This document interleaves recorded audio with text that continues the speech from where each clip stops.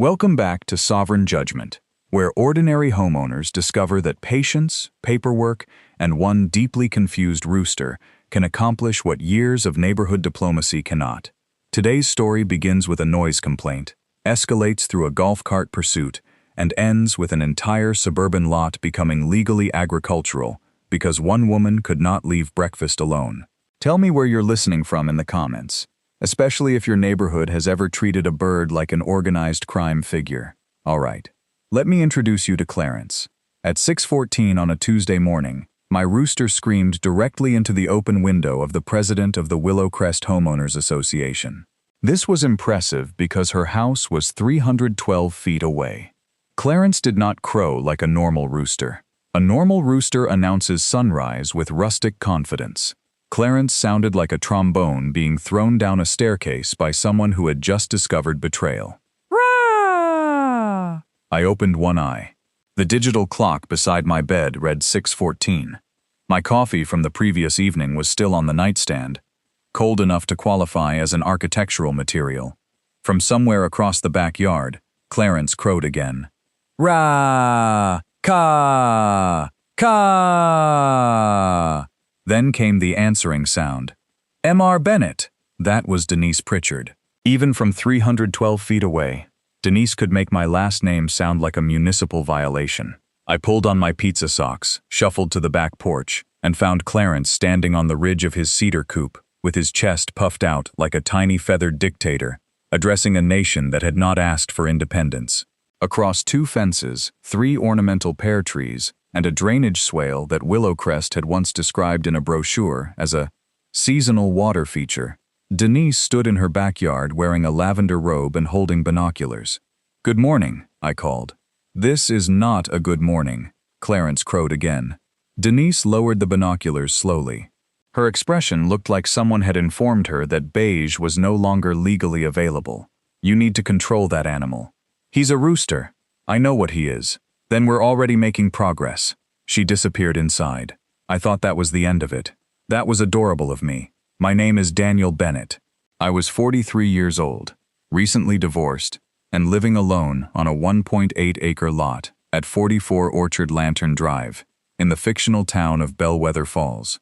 The property had belonged to my grandfather, Earl Bennett, who had built the house in 1978 with his own hands, 3 borrowed tools, and a personal opposition to 90-degree angles. The kitchen floor sloped half an inch toward the pantry. The porch steps were different heights. One bathroom door only closed during humid weather. I loved every crooked inch of it. When Grandpa Earl died, he left the house to my mother.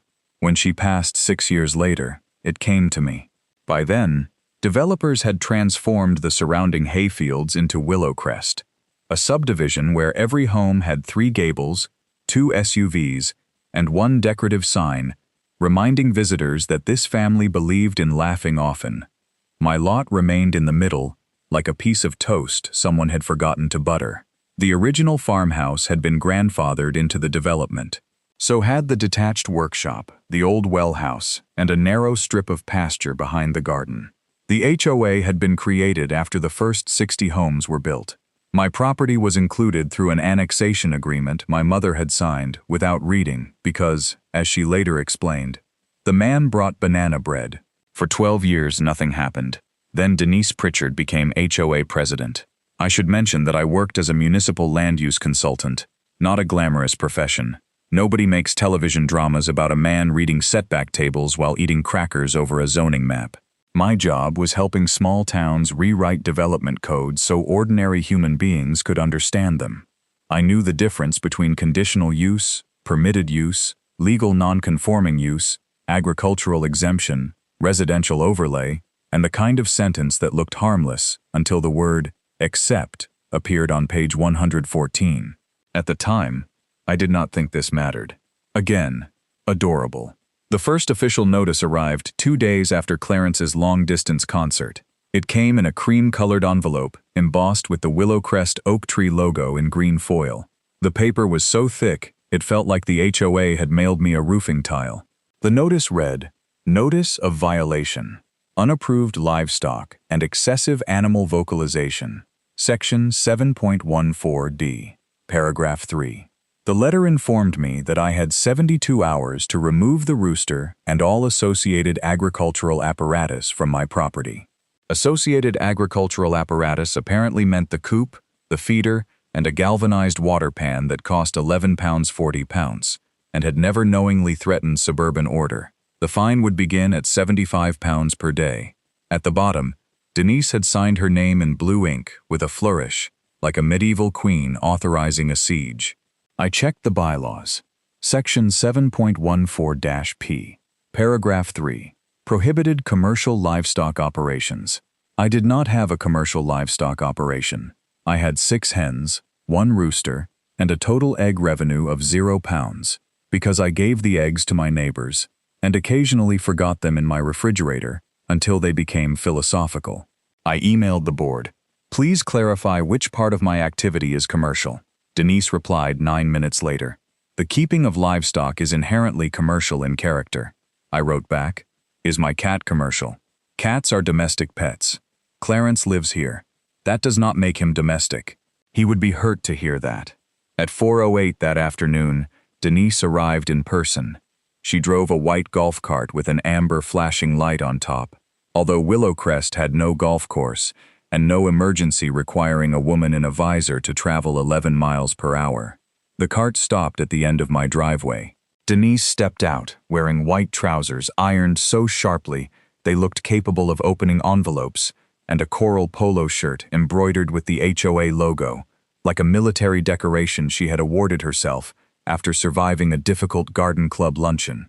She carried a black clipboard. Of course she carried a clipboard. Denise Pritchard was 58. 5'4", and moved with the concentrated authority of a cruise director evacuating a buffet. Her blonde hair had been sprayed into a shape that weather could observe but not influence. "Mr. Bennett," she said. Her voice had the tonal quality of a fork testing the structural integrity of a garbage disposal. "Denise, you received the notice." "I did. And it was very thick. The contents, Mr. Bennett. I disagree with them." She pressed the clipboard against her chest like it contained nuclear launch codes. Section 7.14-D, Paragraph 3, clearly prohibits commercial livestock. I'm not commercial. You possess chickens. 7. Exactly. That is generally how numbers work. Her nostrils tightened. Your rooster has disrupted the peaceful enjoyment of neighboring property. Which neighbor complained? The board does not disclose complainants. You live behind me. That is irrelevant. You were holding binoculars. I was documenting. At 6:14 in a bathrobe, I was conducting an observation of my chicken, Rooster. So we agree on something. She made a sound like a tea kettle, reconsidering its career. Remove the animal by Friday at 5 p.m., or fines will commence. If the violation continues beyond 30 days, the board may pursue legal remedies, including a lien. There it was. Not the rooster. The lien. My mortgage was paid off, but a recorded lien could still complicate insurance, refinancing, or a future sale. It was a serious threat wearing a coral polo shirt. I kept my voice level. Before you go, can you show me where the bylaws prohibit non-commercial chickens on a grandfathered parcel? The board interprets the governing documents. That wasn't my question. The board's interpretation is controlling. Is it? It is. She said this with the confidence of a person who had once successfully returned a half-eaten cantaloupe. Then Clarence emerged from behind the hydrangeas. He strutted toward us, each footstep deliberate, his red comb wobbling like a tiny ceremonial hat. Denise froze. "Keep it away from me." "He's about 12 feet away. He is approaching. He thinks you have corn." "I do not have corn." "That'll disappoint him." Clarence stopped 6 feet from her and tilted his head. Denise lifted the clipboard defensively. "Mr. Bennett, he's assessing you." "For what?" "Corn, mostly," Clarence crowed. Denise jumped so hard the amber light on her golf cart seemed to flinch in solidarity. She backed into the cart, climbed aboard, and pointed the clipboard at me. "Friday, 5 o'clock. Then she drove away with the flashing light spinning above her like the world's least convincing police chase. I watched her turn the corner. My hands were shaking. Not much, just enough for me to notice. I had spent 14 years sitting across conference tables from developers, attorneys, angry citizens, engineers, mayors, and one councilman who believed drainage regulations were part of a United Nations plot. I knew bureaucracy, but this was my home. That made everything feel closer. I went inside, microwaved my coffee, forgot it in the microwave, and opened a new spreadsheet. I named it Clarence. By Friday, I had collected the HOA declaration, all amendments, architectural standards, enforcement policy, annexation agreement, county zoning map, development approvals, subdivision plat, and every meeting minute published since 2014.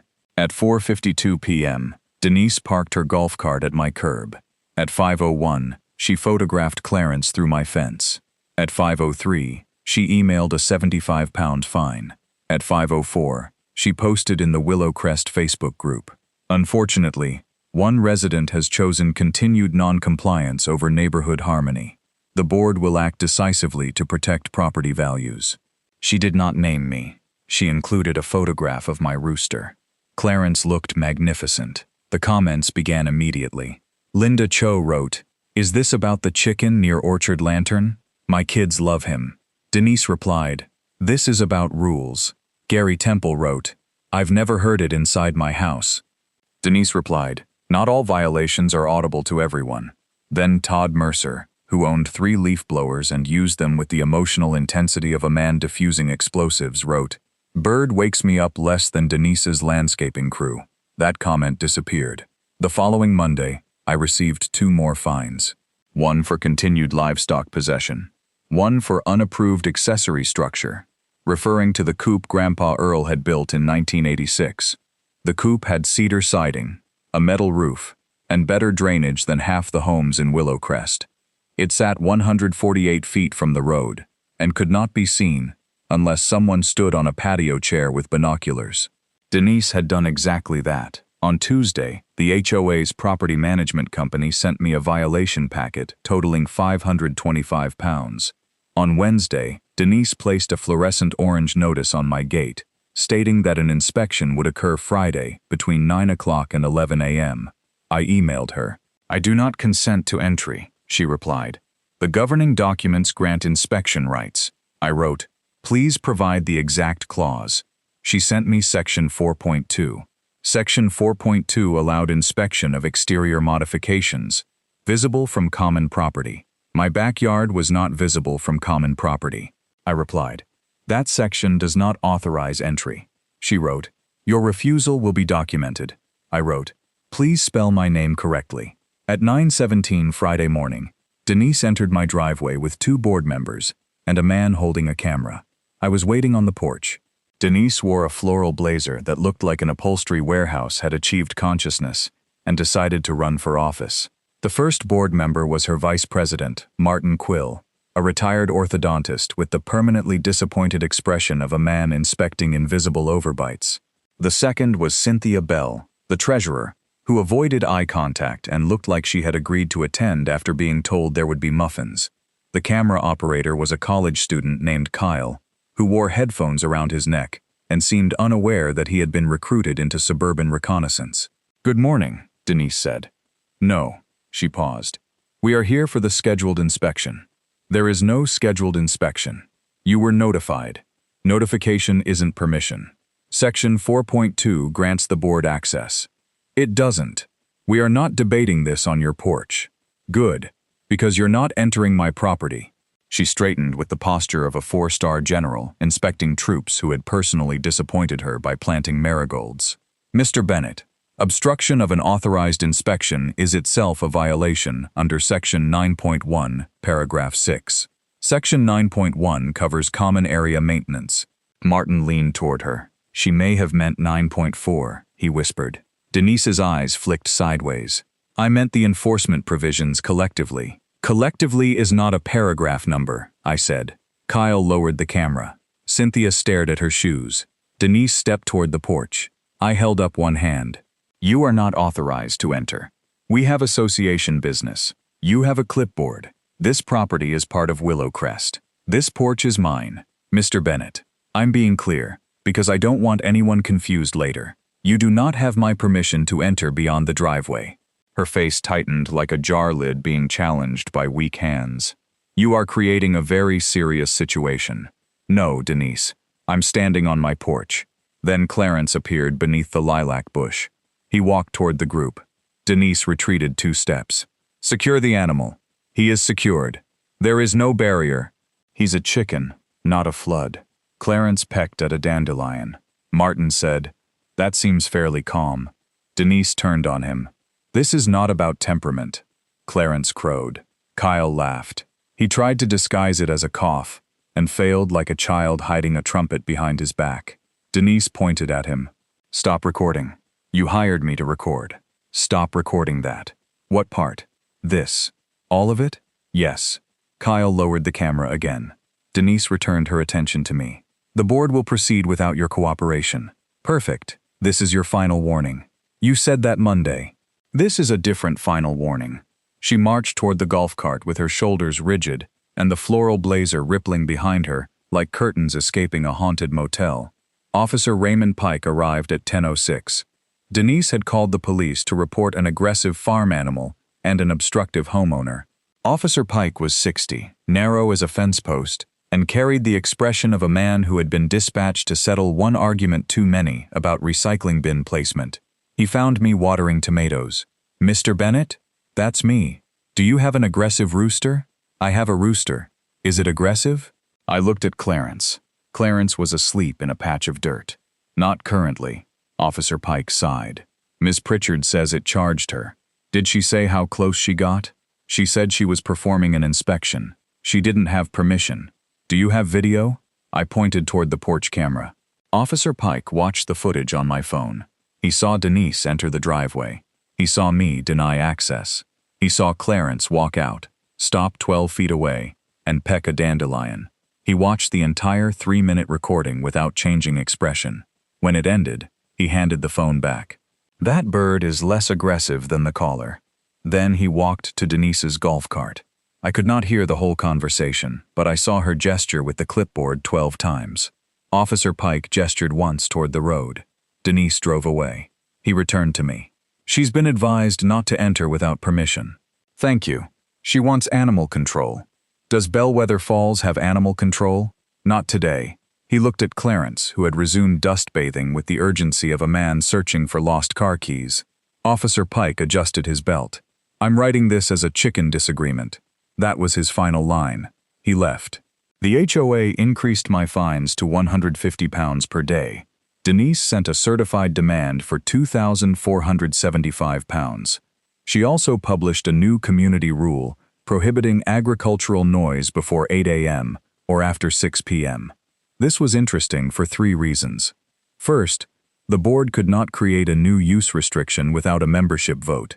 Second, the rule targeted a legal activity on a grandfathered parcel. Third, Denise had written it herself. Her name appeared at the bottom. She had built a paper trail, like a beaver, constructing a dam entirely from evidence. For 3 weeks, I documented everything. Every crow received a timestamp. Every letter went into a numbered folder. Every Facebook post became a PDF. Every fine entered my spreadsheet. My total reached £5,850, then £7,200, then £8,475. My coffee went cold so often that I stopped pretending temperature was part of the experience. The moment I almost lost my temper came on a Thursday evening. I returned from work to find a red placard attached to my gate with 2 plastic zip ties. "Nuisance property, pending enforcement action." The notice was designed to look official. It included the HOA logo, my address, and a warning that prospective buyers should contact management before conducting any transaction. My neighbor, Linda Cho, stood at the end of my driveway with her 9-year-old son, Ethan. "Daniel," she said quietly, "is this real?" Ethan looked at the sign, then at me. "Are they taking Clarence?"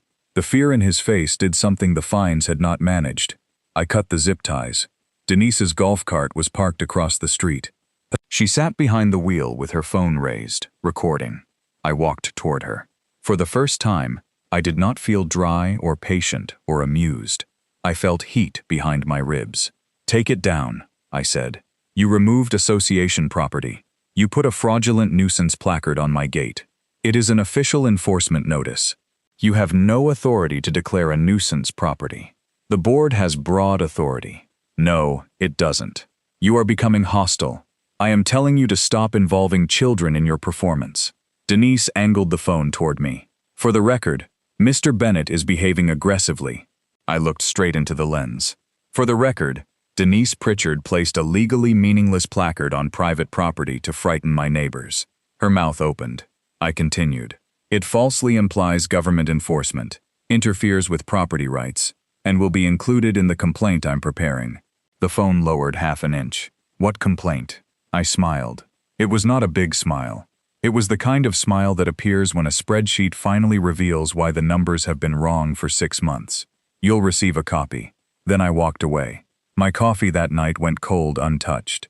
The next morning, I called Samuel, Big Sam Ortega. Big Sam ran Ortega Agricultural Compliance, a 2-room office behind a feed store on Flintlock Road. He had helped me with a zoning case 4 years earlier, involving a goat dairy, a wedding venue, and a county commissioner who believed artisanal cheese was a political ideology. Sam was 6'3" and shaped like a vending machine that had developed strong opinions about drainage easements. He wore denim overalls over a white shirt, kept 3 pens behind one ear, and spoke in a gravelly voice like an old tractor starting on the second attempt. When I arrived, he was standing over a county parcel map and eating pickled okra directly from the jar. He looked up. You look tired. I'm fighting a homeowners association over a rooster. That'll do it. I handed him the file. He opened it. He read the first violation letter. He read Denise's new agricultural noise rule. Then he leaned back in his chair. Daniel. Yes? This woman put the word agricultural in writing? 14 times. And your parcel was part of the original Bennett farm? Yes. And the rear 0.9 acres has never been platted as a residential lot? No. It's shown as residual tract B. He stopped chewing. Residual tract B. Yes. He looked at me the way a mechanic looks at someone who has just complained about a free gold bar rattling under the passenger seat. Do you know what county overlay you're in? Low-density residential. Under the 2019 map. Yes.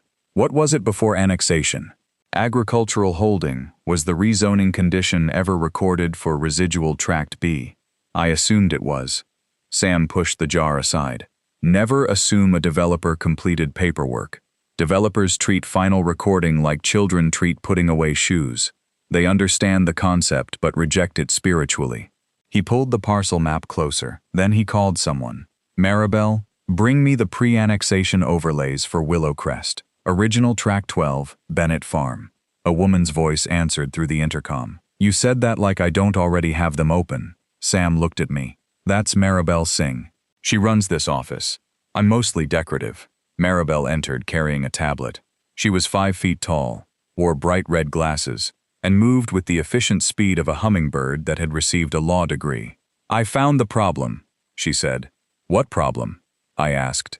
The developer rezoned 86.4 acres. Your mother's 1.8-acre parcel was annexed into the HOA, but only the front 0.9 acres was included in the county rezoning description. She enlarged the legal description. The line stopped at an old fence boundary. The back half of my lot remained designated agricultural holding. I stared at the screen. Sam grinned. His grin spread slowly, like sunrise over a junkyard. Son, he said, your rooster isn't trespassing in suburbia. Maribel tapped the map. Suburbia trespassed around your rooster. I would have followed either of them into battle. Instead, we developed a legal land use strategy. The county's agricultural holding district allowed poultry, small livestock, produce cultivation, on-site egg sales, agricultural storage, composting, seasonal farm stands, and educational farm tours. The front half of my property was residential. The back half was still agricultural. More importantly, county code allowed an owner of a split-zoned parcel to apply for a zoning map correction or consolidation when the existing use, historic boundaries, and original parcel configuration supported a unified designation. Normally, a homeowner would request residential zoning for the whole lot. I intended to request agricultural zoning, not because I wanted to transform Willow Crest into a commercial farm. I wanted my property rights placed beyond Denise's clipboard. Sam warned me that agricultural zoning came with responsibilities.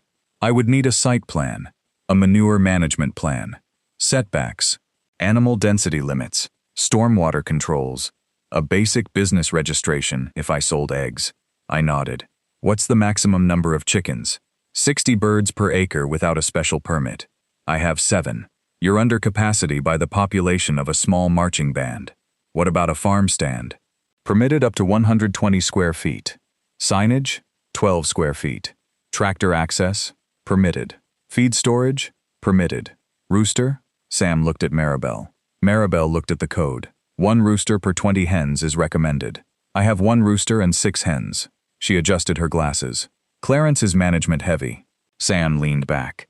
Here's the important part.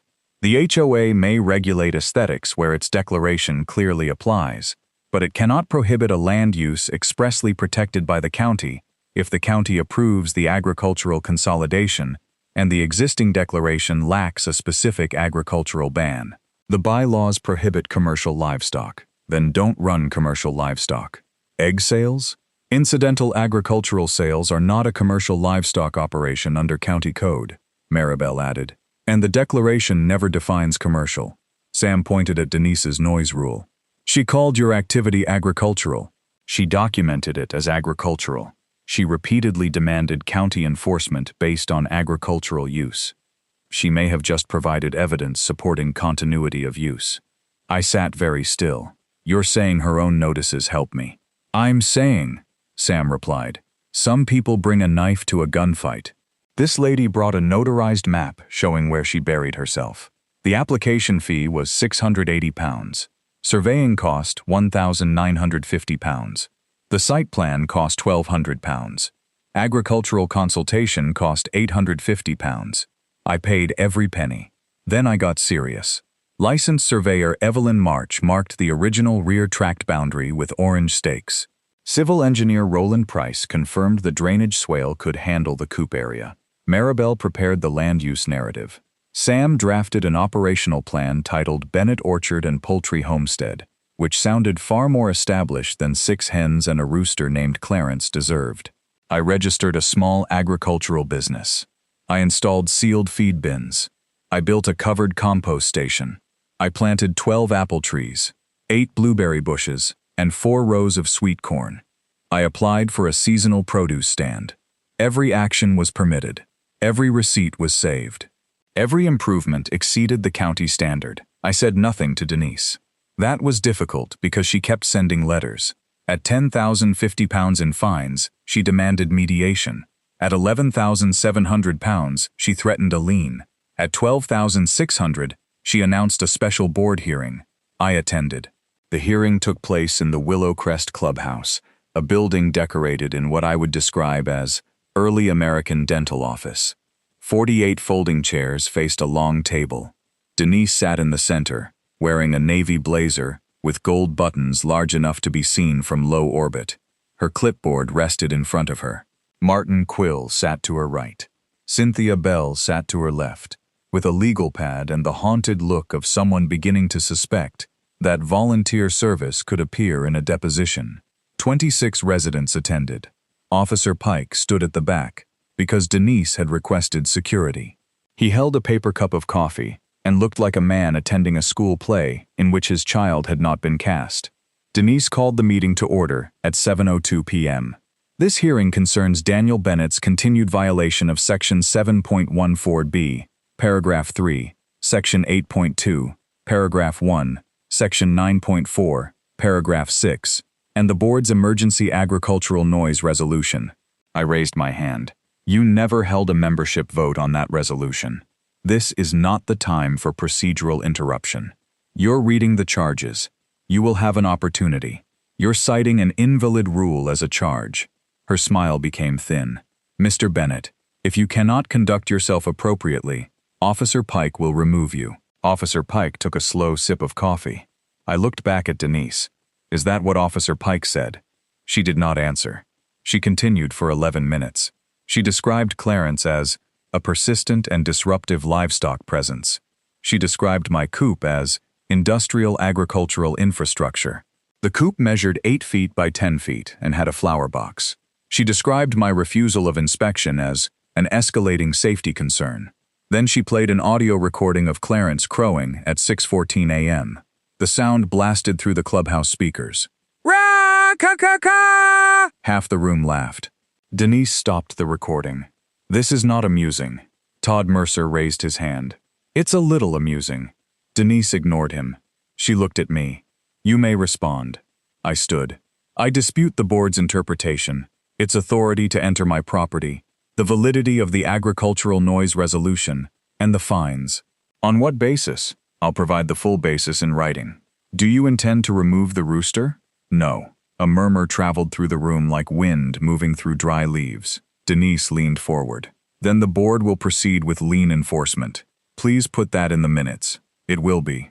Exactly as stated. Yes. You intend to record a lien because I refuse to remove a rooster. Because you refuse to cure multiple violations. Based on Section 7.14b, Paragraph 3. Yes. The Commercial Livestock Clause? Yes. And because the board considers my current use agricultural. Denise sat straighter. Obviously. Could you repeat that? Her eyes narrowed. The board considers your property to be operating in an agricultural capacity incompatible with Willowcrest. I nodded. Thank you. Cynthia's pen stopped moving. Martin leaned toward Denise and whispered something. She waved him away. Is that your entire response? For tonight. You understand that continued defiance will increase your financial exposure. I understand what you said. Then let the record reflect that Mr. Bennett refuses compliance. I sat down. Officer Pike looked at me over the rim of his paper cup. He had the faintest hint of a smile. After the meeting, Denise cornered me near the exit. She moved through the folding chairs like a shopping trolley with one furious wheel. You think this is a game? No. You were performing for the room. I asked questions. You are intentionally provoking the board. I keep chickens on my own land. You are jeopardizing your property. I'm aware of my property. She clutched the clipboard so tightly it bent. I will see this through. I believe you. You'll regret taking that attitude. I don't have an attitude, Denise. I have a survey. Her face changed. Only for a second. But it changed. What survey? Good night. 3 weeks later, at 7:31 on a Monday morning, 2 survey trucks arrived at 44 Orchard Lantern Drive. At 8:05, a flatbed delivered lumber. At 8:22, Big Sam arrived in a green pickup with Ortega Agricultural Compliance printed on the door. At 8:37, a county planning vehicle parked beside him.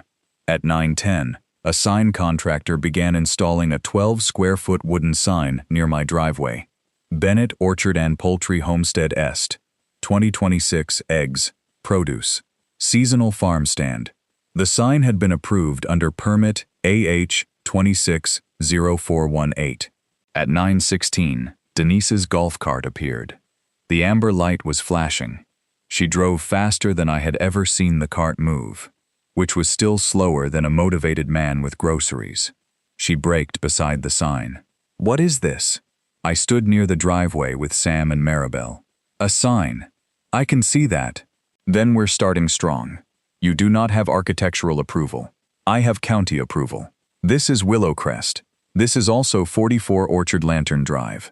She stepped out, wearing lime green trousers and a blouse covered in pink flamingos, as if a miniature golf course had exploded near a business casual rack. She carried the clipboard. She always carried the clipboard. You cannot install commercial signage. It's agricultural signage. Our rules prohibit commercial activity. It's incidental agricultural sales. There is no agriculture in Willowcrest. Clarence crowed from behind the barn. Sam looked toward the sound. Seems like one department missed the memo. Denise turned to him. And you are? Samuel Ortega. In what capacity? Agricultural compliance. Her face went still, not calm. Still, like a computer freezing just before an unsaved document disappears. She looked at the county vehicle. A woman in a tan shirt stepped out. This was County Zoning Administrator Helena Voss. Helena had silver hair, square glasses, and the quiet energy of someone who could end an argument by locating the correct appendix. Denise marched toward her. Are you with the county? Yes. I'm Denise Pritchard, president of the Willowcrest Homeowners Association. Helena waited. Denise seemed unsettled by the lack of visible impact. This property is subject to strict residential covenants. Helena nodded once. I'm here regarding county zoning. The association has not approved any zoning change. The association does not approve county zoning changes. The county cannot simply override private restrictions. County zoning and private restrictions are separate. Then you admit our restrictions remain enforceable. I did not say that. Denise turned to me. Stop all work immediately. No. This is an unapproved commercial operation. No. I am directing you as board president. No. Each no landed softly. That seemed to make them worse. Her posture stiffened like a folding table being locked into place. Section 7.14p, paragraph 3, prohibits commercial livestock operations, I said. This is an agricultural homestead with incidental farm gate sales. That is wordplay. It's zoning. You cannot transform a residential lot into a farm. Helena opened a folder. Actually, the rear 0.9 acres has remained agriculturally zoned since before Willowcrest was developed. Denise blinked. No. Yes. That's impossible. It's recorded. The entire subdivision is residential. The entire subdivision is not this parcel. Denise looked at the orange survey stakes, then at the sign, then at Sam, then at me.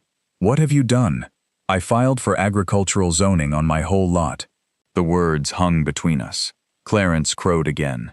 His timing had improved dramatically. Denise shook her head. No, you have not. I have. The county would never approve that. Helena lifted the folder. The county approved the map correction and consolidation last Thursday.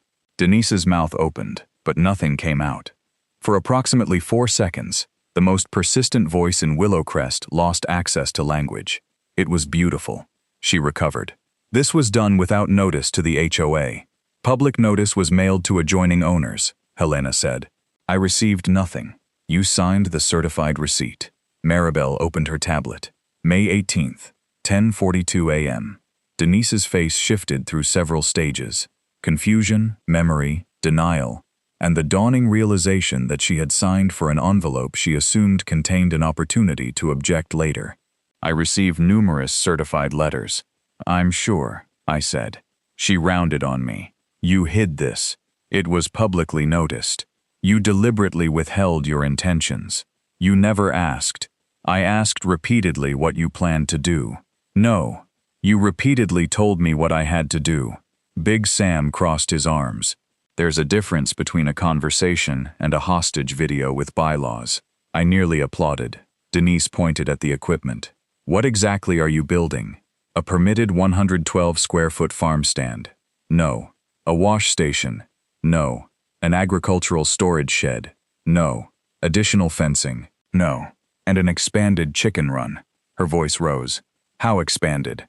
County capacity is 54 additional birds. She stared at me. You cannot keep 60 chickens. I don't intend to. Her shoulders lowered 1 inch. I'm adding 12. They rose again. And 2 miniature goats. Sam coughed into his hand to hide a laugh. Denise looked like she had just swallowed a battery. Goats? Pygmy goats. Absolutely not. They're permitted. Not under HOA rules. Show me the goat clause. I do not need a goat clause. That's fortunate. She spun toward Helena. I demand that you revoke this approval. You may file an appeal within 30 days. I will. The filing fee is £1,100. That is outrageous. It covers staff review. This process is biased. Helena's expression did not move. The process is printed on page 2. Denise jabbed a finger toward the rear field. I need to inspect the site. No, I said. As president of the association, I have a responsibility. You do not have permission to enter. This affects every homeowner. You can observe from the road. I cannot verify setbacks from the road. County staff already did. She looked at Helena. Helena nodded. The site passed inspection. Denise's voice sharpened like a smoke detector discovering toast. I am entering under the board's inspection authority. You have been told that clause does not authorize entry. I disagree. Denise, do not enter my property. There were witnesses. Sam, Maribel, Helena, 2 surveyors, 3 contractors, Linda Cho, watching from across the street, Todd Mercer, pretending to check his mail for 6 consecutive minutes, and Officer Pike, whose patrol car had just turned onto Orchard Lantern Drive after Helena requested a routine presence during installation. Denise saw all of them. Then she stepped across the survey line, voluntarily, loudly, with the clipboard held in front of her like a riot shield made by an office supply company. "I am conducting an official HOA inspection." Officer Pike exited his vehicle. "Ms. Pritchard," she kept walking. "Officer, this is association business. You've been told not to enter without permission. The circumstances have changed. His property hasn't. I have a fiduciary duty. You're trespassing." "I am not trespassing," I spoke calmly. "Denise, stop." She marched past the sign. "I will not be intimidated." No one was intimidating her. A sparrow could have intimidated her at that moment by producing a properly stamped form. She crossed the gate into the rear field. That was when she met the goats. The goats had arrived 30 minutes earlier. Their names were Milton and Tax Deduction. Milton was brown with white ears. Tax Deduction was white with a black patch over one eye, and the moral boundaries of a casino raccoon. Both were inside a temporary fenced paddock approved by Helena. The paddock gate was closed. The goats were secure. Denise approached the fence. "What are those?" "Goats," Sam said. "I know what goats are." Tax Deduction stood on his hind legs and placed his front hooves against the fence. Denise recoiled. "Keep that away from me." "He's behind a fence," I said. "This enclosure is inadequate. It exceeds county standards. He could escape. He hasn't. This is precisely the kind of hazard the HOA exists to prevent." Tax Deduction stared at her clipboard. "Goats are interested in many things. Authority is not one of them. Paper is." Denise reached for the latch. I raised my voice. "Do not open that gate. I need to inspect the enclosure." The enclosure was inspected. I need to inspect it for myself. "Do not open the gate." She looked directly at me, then at Officer Pike, then at the witnesses. "This is association property oversight." She opened the gate. Tax Deduction moved like a furry bar of soap fired from a cannon. He slipped through the opening, planted his front hooves on Denise's thigh, and seized the bottom corner of her clipboard. Denise screamed. It was half shriek, half car alarm, and no bird present would have accepted responsibility. "Get it off me!" "He wants the clipboard," Sam said. "I can see that. Let go!" "This is official property." Tax Deduction pulled. Denise pulled back. Milton escaped through the open gate and began eating a row of decorative grass beside the coop. Clarence emerged. The hens followed. Denise backed away from Tax Deduction, gripping the clipboard with both hands. "Mr. Bennett, control your animal." "You opened the gate." "He attacked me. He's eating your paperwork. He is destroying evidence." Tax Deduction tore free a page. It happened to be Denise's emergency agricultural noise resolution. He chewed thoughtfully. Denise lunged for it. Tax Deduction skipped backward. She followed. He skipped again. She followed. They moved across the field in a slow, humiliating dance, like a matador performing against a bath mat. "Give me that!" Tax Deduction accelerated.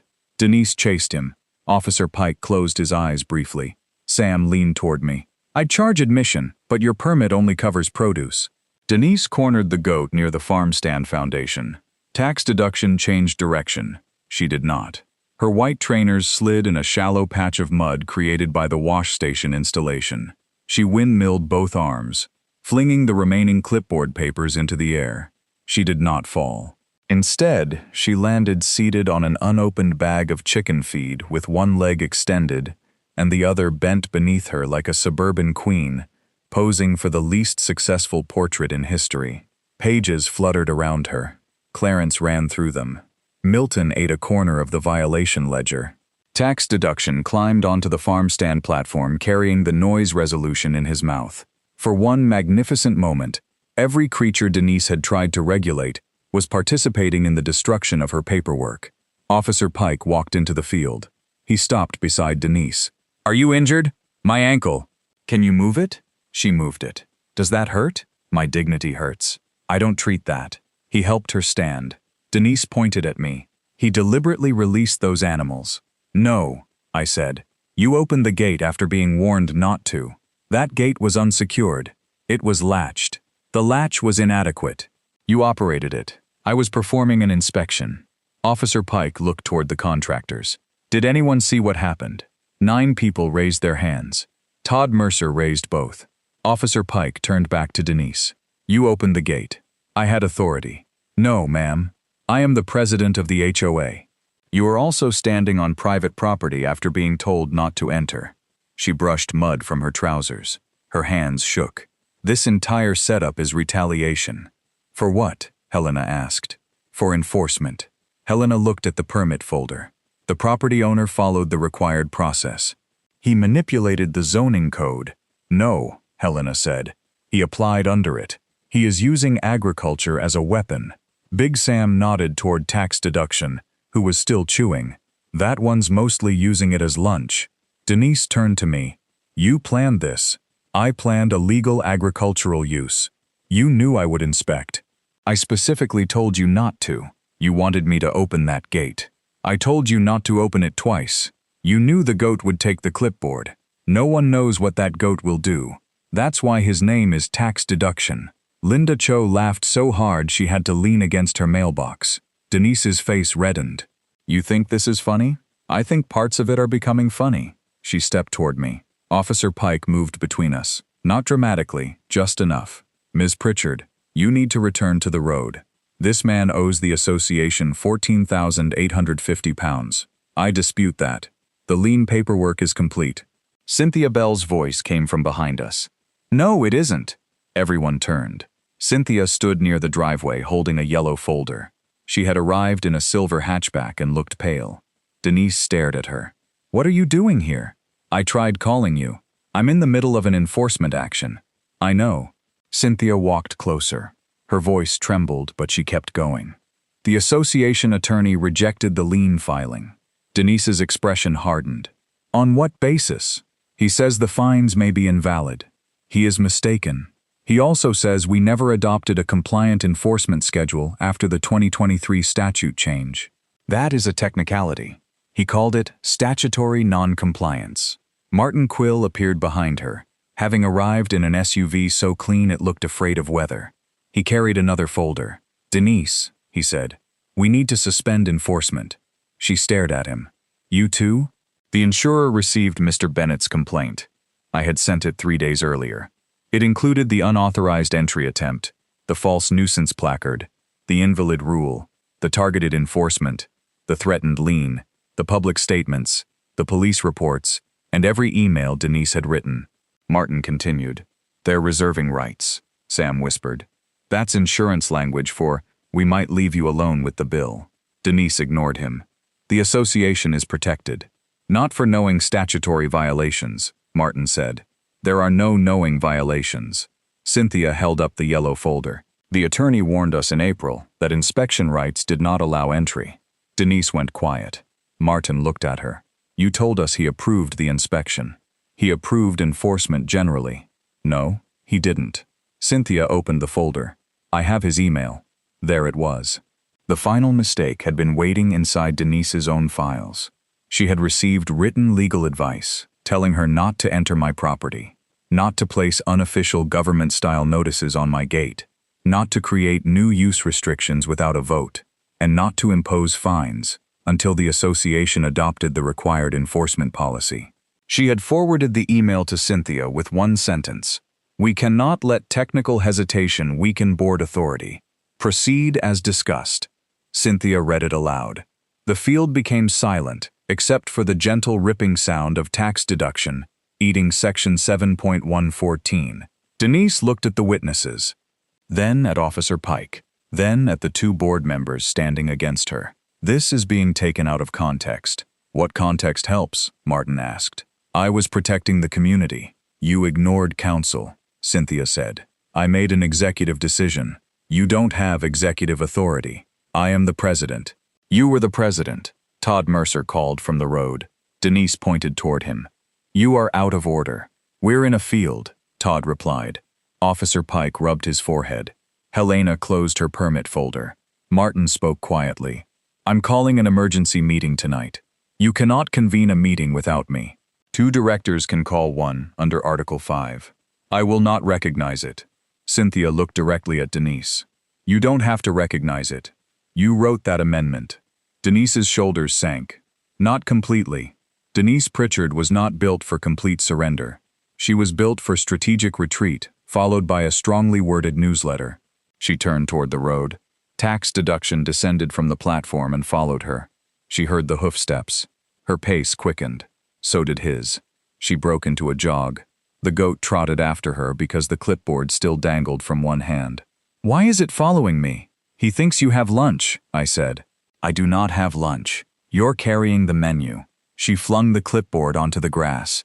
Tax deduction stopped immediately. Denise continued to the driveway without looking back. Officer Pike watched her go. Then he looked at the goat, the scattered violation notices, the farm sign, and the open paddock gate. He sighed. She called the board over a rooster and lost an argument to a goat. That was his final line. At 7 o'clock that evening, 114 homeowners packed into the Willow Crest clubhouse. The special meeting lasted 2 hours and 14 minutes. Denise objected to the notice, then the agenda, then the chair, then the motion, then the ballot format, then the pens. She argued that blue ink created ambiguity. The members removed her as president by a vote of 97 to 11. 3 people abstained. 3 ballots were unreadable because someone had drawn small goats in the voting boxes. Martin Quill resigned from the board immediately after the vote. He said he had joined to review landscaping contracts and had not anticipated livestock-related constitutional questions. Cynthia Bell remained long enough to turn over the financial records, then resigned the following week. The association hired an independent attorney. The attorney voided every fine against me. Then he reviewed 2 years of Denise's enforcement actions. He found £38,600 in improperly assessed penalties across 23 properties. The HOA refunded the money. The insurer denied coverage for legal expenses associated with actions taken after council had warned the board to stop. Willow Crest had to impose a one-time £210 assessment on every household to cover legal review, refunds, and governance reform. That made Denise about as popular as a hornet at a children's picnic. The false nuisance placard became the center of a formal cease and desist agreement. The HOA admitted it had no authority to publish unofficial property status notices. It adopted a written inspection policy requiring consent or a court order.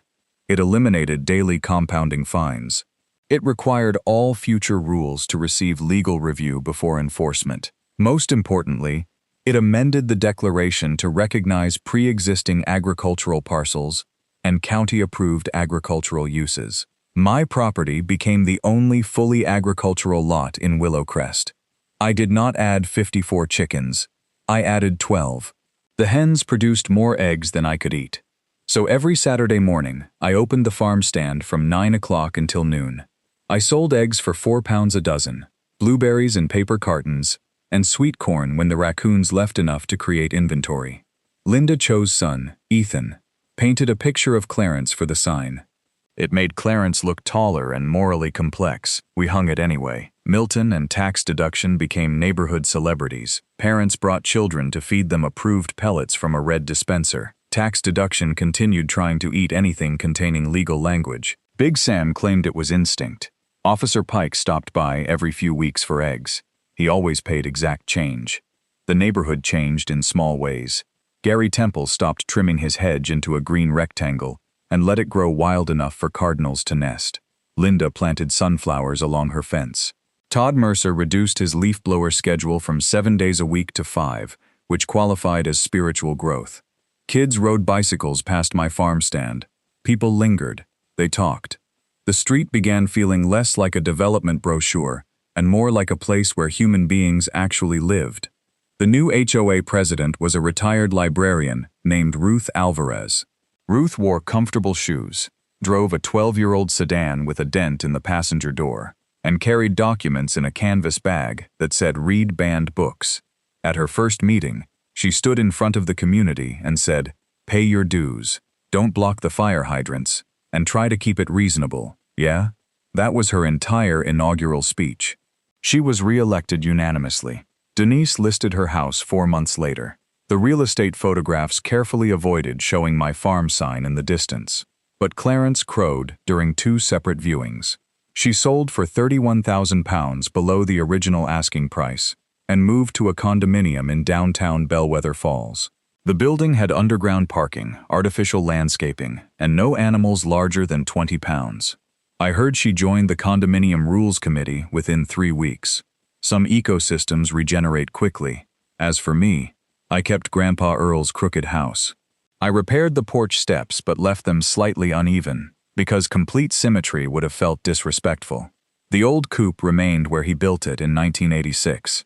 My spreadsheet eventually reached 417 rows. I printed the final version and stored it in a binder labeled Clarence, resolved.